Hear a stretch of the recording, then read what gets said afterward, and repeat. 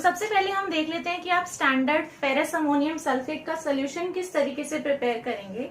तो इसको हम बोल देते हैं मोर सॉल्ट। इसका हमें सोल्यूशन प्रिपेयर करना है किसमें, 100 ml के स्टैंडर्ड वॉल्यूमेट्रिक फ्लास्क के अंदर।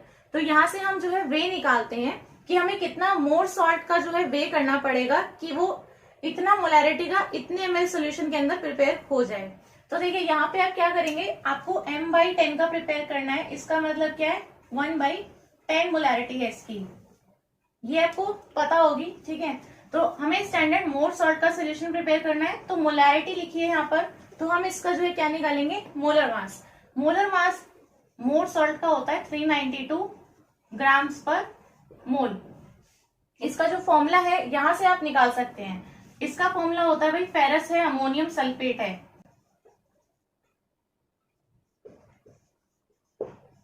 FeSO4 NH4 वोल्टवाइज SO4.6H2। यहां से अगर आप इसका फॉर्मूला निकालेंगे तो आएगा 392 ग्राम पर मोल। अब मोर सॉल्ट का आपको मोलर मास पता है, यहां से आपको मोलैरिटी भी पता है। ठीक है, ये दोनों चीजें आपको पता चल गई हैं। आपको सोल्यूशन बनाना कितने का है, 100 ml का सोल्यूशन प्रिपेयर करना है। ठीक है, तो यहाँ पर सबसे पहले हमें मोलैरिटी में बनाना है ना सोल्यूशन, तो हम मोलैरिटी का फॉर्मूला लिखते हैं। मोलैरिटी कितना होता है, number of moles of solute divided by volume of solution in litres. तो यहाँ पे आपको मोलैरिटी तो गिवन है अगर आप फॉर्मूले के अकॉर्डिंग देखें। ठीक है, मोलैरिटी आपको दी हुई है, 1/10 मोलैरिटी का हम प्रिपेयर कर रहे हैं। अगर किसी और मोलैरिटी का प्रिपेयर कर रहे हो तो यहाँ पे आपको वही रखनी है। अभी कितनी है, m/10 है, तो मान लेते हैं हम m/10 का बना रहे हैं। ऊपर देखिए आपके पास है number of moles of solute. अब सोल्यूट क्या है, यहाँ पर मोर सॉल्ट ही है सोल्यूट, तो यहाँ पे हमें इस मोर सॉल्ट के मोल्स रखने हैं। तो क्या आपको मोल्स पता है, यहाँ पे नहीं पता है, तो मोल्स को हम कैसे लिखते हैं, मोल्स का भी फॉर्मूला होता है। तो मोल्स को मैं लिख सकती हूँ mass divided by molar mass करके। ठीक है, मोल्स को हम कैसे लिख सकते हैं, मास बाई मोलर मास।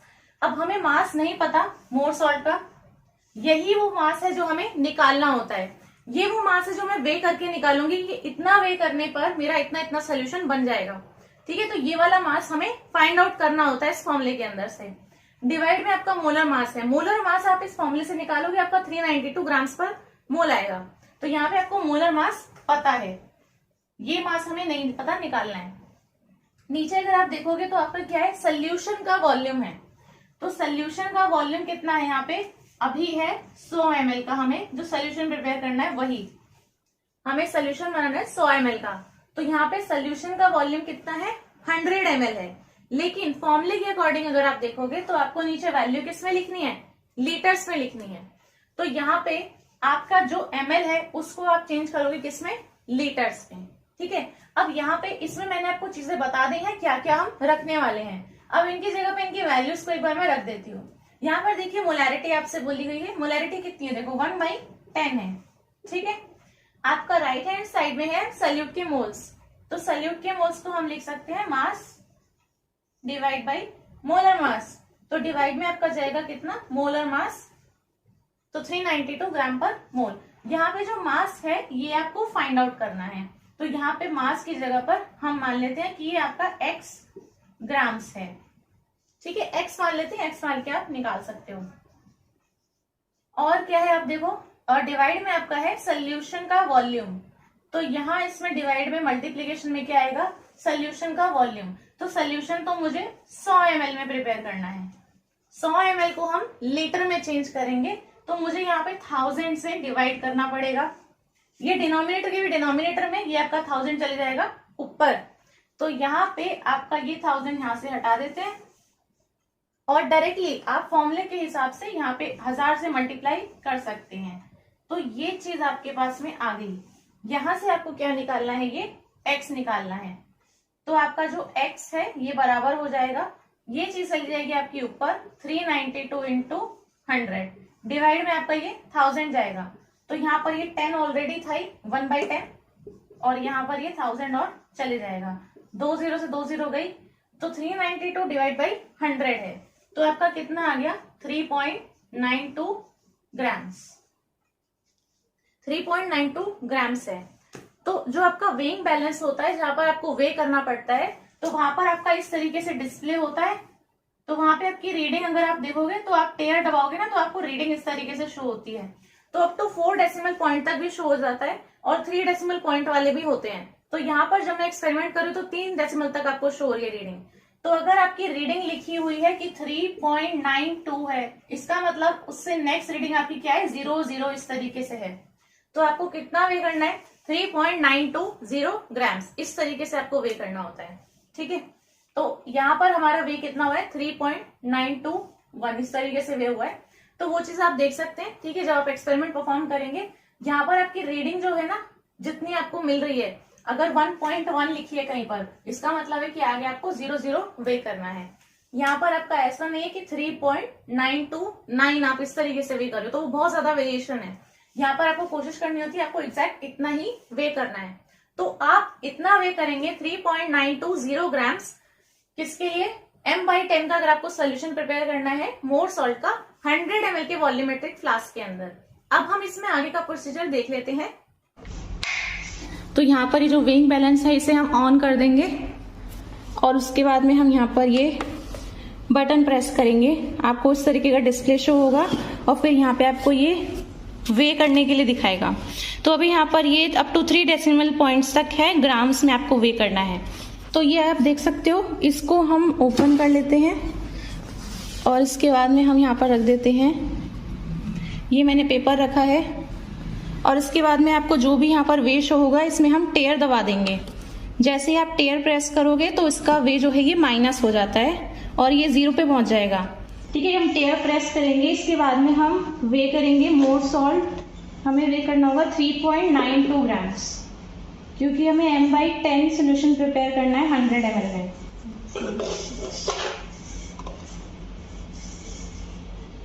तो इसमें हमने वे कर लिया 3.920 ग्राम्स वे करना है, इसमें 1 आ रहा है, तो आप इतना ही वे कर सकते हो। और इसको हम ट्रांसफर कर लेंगे 100 ml के स्टैंडर्ड फ्लास्क में, और ये है 100 ml का स्टैंडर्ड वॉल्यूमेट्रिक फ्लास्क। इन सब के ऊपर यहाँ पर एक मार्क लगा होता है, यहाँ तक आपको उसमें फिल करना होता है। तो ये जो हमने इसमें मोर सॉल्ट वे किया है 3.92 ग्राम्स, इसको हम ट्रांसफ़र करेंगे स्टैंडर्ड वॉल्यूमेट्रिक फ्लास्क के अंदर।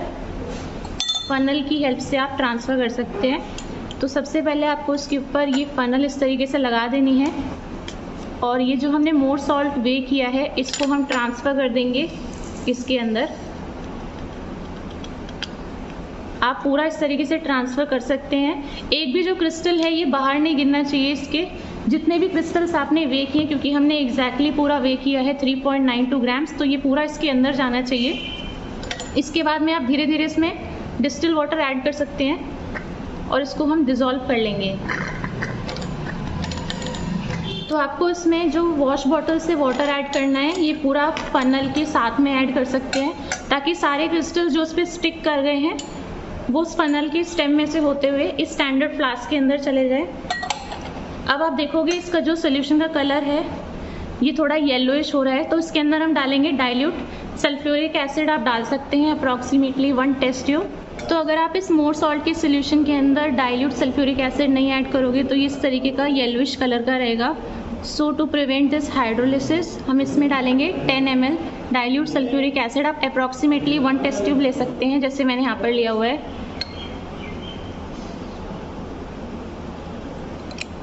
जैसे ही आप इसके अंदर ऐड कर दोगे, आप देख सकते हो जो सोल्यूशन है इसका कलर पूरा क्लियर हो गया है। जो क्रिस्टल्स हैं, सबसे पहले आप मिनिमम अमाउंट के अंदर इसको डिज़ोल्व करेंगे क्रिस्टल्स को डिस्टिल वाटर के सोल्यूशन से। जैसे आपके क्रिस्टल्स जो है डिज़ोल्व हो जाते हैं, इसके बाद में हम इसके अंदर ऐड कर देंगे डिस्टिल वाटर, और यहाँ पर एक मार्क होता है, यहाँ तक आपको इसके अंदर ऐड करना होता है। क्योंकि जो डिस्टिल वाटर है और ये जो सोल्यूशन है ये कलरलेस है, तो इसका हम देखेंगे लोअर मेनिस्कस। जो कलर्ड सोल्यूशंस होते हैं, जैसे कि ये KMnO4 का सोल्यूशन है, इसमें हम देखते हैं अपर मेनिस्कस। तो आपका जो अपर मेनिस्कस है वो आपकी लाइन को टच करना चाहिए, वो आपका होगा 250 ml में। और जो कलरलेस है इसमें आपका लोअर मेनिस्कस टच होना चाहिए। तो इसमें जो क्रिस्टल्स हैं ये डिज़ोल्व हो गए हैं। अब हम इसमें वॉल्यूम मेकअप करेंगे। जस्ट मार्क से आप पहले तक इसमें वॉश बॉटल की हेल्प से डाल सकते हैं। इसके बाद में हम पिपेट की हेल्प से यूज़ करते हैं। वॉल्यूम को मेकअप करने के लिए, बिकॉज उसके बाद में हो सकता है कि आपकी वॉश बॉटल से थोड़ा ज़्यादा वॉल्यूम ऐड हो जाए, तो वहाँ पर जो आपका सोल्यूशन है वो पूरा ख़राब हो जाएगा। तो इसलिए हम पहले वॉश बॉटल से ऐड करेंगे, इसके बाद में हम इसमें डालेंगे पिपेट की हेल्प से। तो यहाँ तक मैंने जो है इसमें ऐड कर दिया है और मार्क आप देख सकते हो इस वाली पोजीशन पर है। ये जो पिपेट है ये मैंने वॉश की हुई है डिस्टिल वाटर से।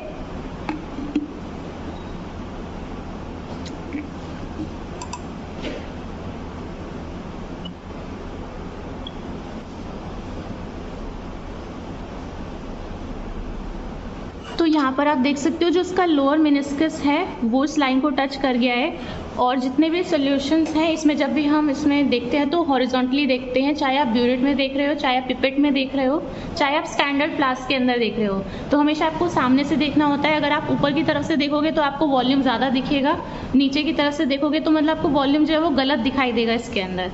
तो आपको हमेशा हॉरिजॉन्टली सामने की तरफ से देखना होता है, जैसे आपकी लाइन टच हो जाएगी तो वहाँ पर आपको रुक जाना है। तो ये आपका जो है सोल्यूशन प्रिपेयर हो गया है मोर सॉल्ट का M/10 का 100 ml स्टैंडर्ड फ्लास्क के अंदर। इसके ऊपर हम ये स्टॉप पेड कॉक लगा देते हैं, ये एयर टाइट होता है और इसको आप टॉगल कर सकते हैं 5-10 टाइम्स। इस तरीके से हम इसको टॉगल कर लेते हैं, इससे जो आपका सोल्यूशन है ये पूरा होमोजेनस हो जाता है, एक जैसा।